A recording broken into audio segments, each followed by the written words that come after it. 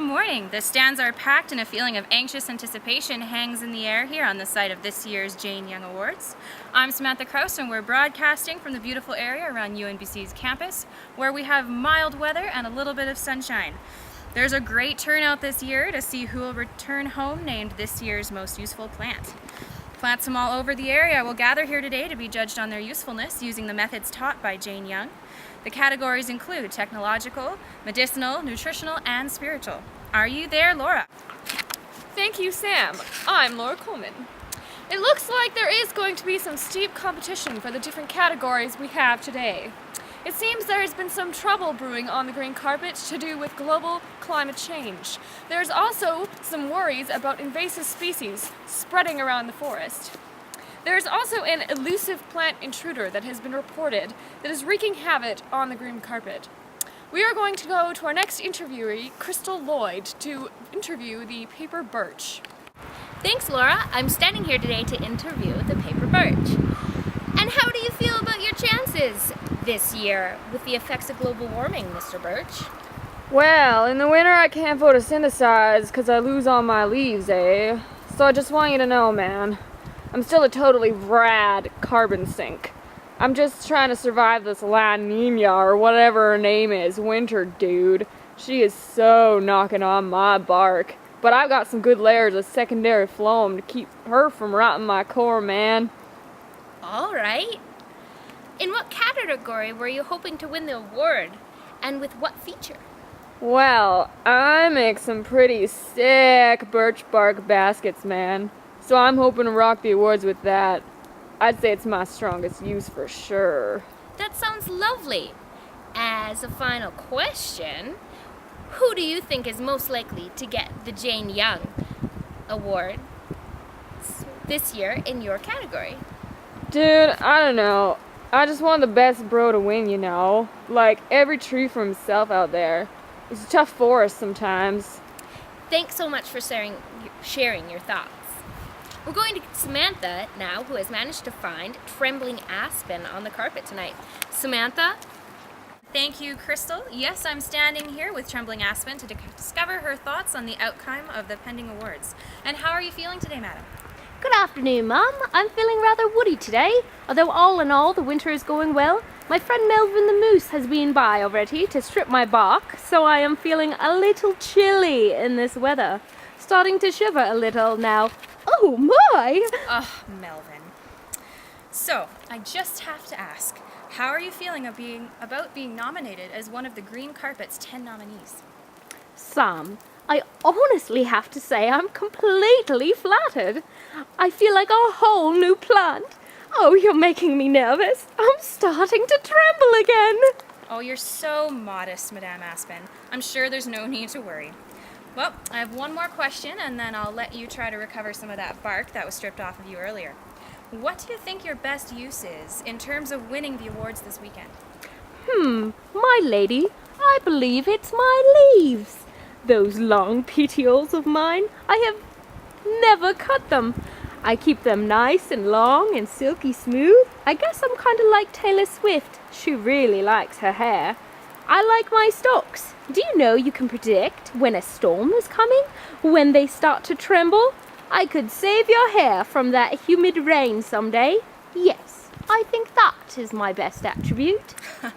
That's quite impressive. I'll have to keep my eyes and ears peeled for your trembling leaves. All right, we're now going over to Laura, who is interviewing Delight. Laura, over to you. Thank you, Sam. Today we're talking to little single Delight right here. Hello, little lovely one. How are you doing today? You're looking a little flat. How's that paper suiting you? Well, Laura, it's quite a lot warmer than being stuck under that snowpack. Although, I'm sure you could find my sisters hanging out down there. It sure is chilly.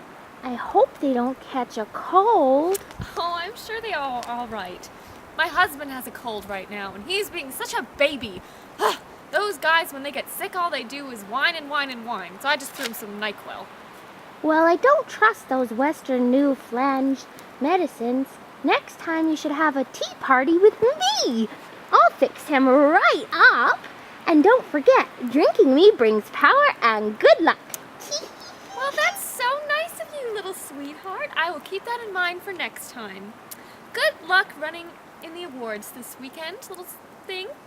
Next we have Sam interviewing the lodgepole pine. Hello and thank you, Laura. I am standing here with one of the most harvested trees in British Columbia, as you can see. This is the lodgepole pine. Hello, Mr. Lodgepole Pine. How are you doing today? Hello, Sam. I am doing alright these days. I'm feeling a little lonely and under the weather, though. My cousins are all suffering from that disease that has been sweeping the forest. BAIDS, they call it. Beetle-acquired immunodeficiency syndrome. Yes, it's quite the plague. It eats away at your insides until you can't grow anymore. Oh dear, that is a very upsetting issue. I'm sure you're devastated. How is it affecting your family in the terms of the Green Carpet Awards? Well, it used to be that people could eat my intercambium for carbohydrates. It's quite good, actually. Now the foresters are just cutting all of us down and using us for denim pine. The Americans were really into our blue-stained wood, but now it seems no one is interested. We need some medical attention, but the Devil's Club doctor just can't seem to find a cure. Well, Mr. Lodgepole, you make a very sad case. And with global warming around the corner, we really could use your help in keeping the forests alive. A note to the public, any students in forestry, it may be useful to write a grant proposal on how to save the lodgepole pine. Well, I think Mr. Lodgepole is feeling a little droopy, so let's go back to Laura and her new interviewee, the Mr. Lumberjack Spruce. Thank you, Sam. Now we're standing here with the spruce. Hello, Mr. Spruce. How is the sun and overcast treating you today? The sun is sure nice. It's just a shining and I'm feeling pretty chipper. I think I'll get my chainsaw out and do some spring pruning. I'm feeling a little pudgy these days with my beer gut. All this last competition from that old pine pal of mine. You know, more cookies in the table if you get me.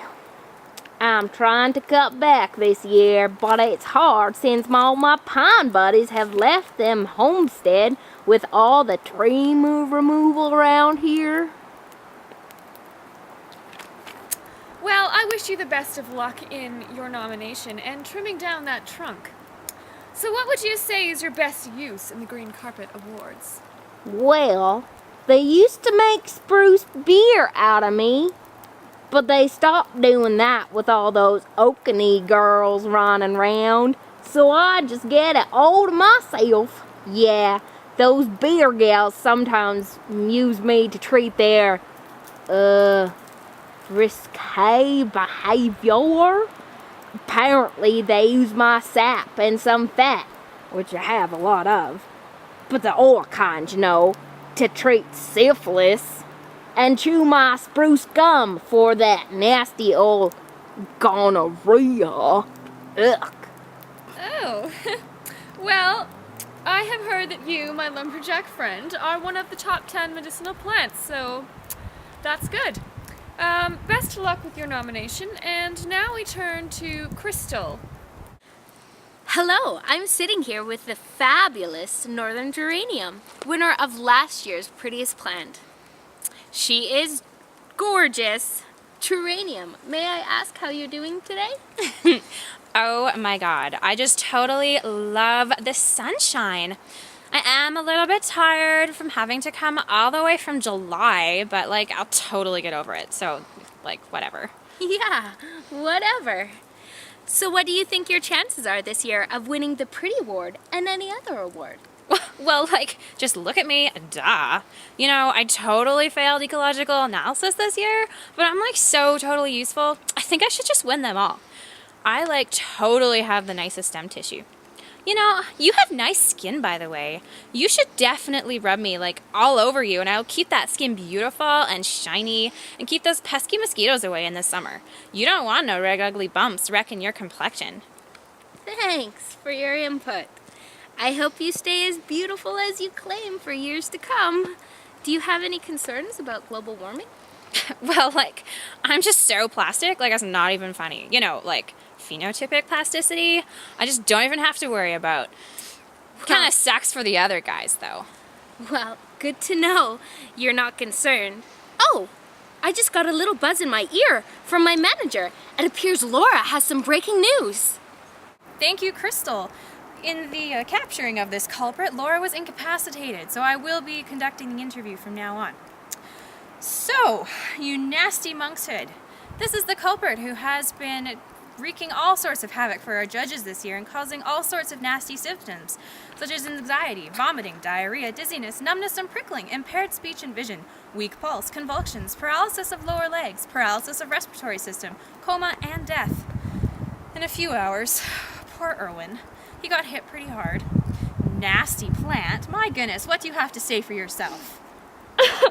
Well, I never win these things or even get nominated. I am sick of sitting in the background, being avoided like I'm some kind of freak. You guys should know that I'm harmless to handle. Just don't eat me. You can't see my potential. I'll get rid of your in-laws and your teachers that gave you that exam and those annoying kids that fart in your face. I'm the perfect garnish for people you hate. Right. Well, I hope you enjoy your time in the asylum. Thank you for tuning in for our Jane Young green carpet interviews. Be sure to tune in to UNBC Project Broadcast for the winners of this year's competition. Action. Thank you, Sam. Today we're interviewing the little delight. Okay, can we stop? UNBC Amazing Project Broadcast. Good luck running in the awards this weekend, little thing. What we do for marks. Action. That's The elusive lodgepole pine. already going. Birch, aspen, Is that one? probably There has to be one. I Douglas mean, it's fir. They Douglas can't fir, all Douglas be dead. Fir, spruce, maybe it's a spruce. that way. Isn't that one? No, that would be small needles. Okay, well, fine. I think they're dead. There has to I be think they're one. dead.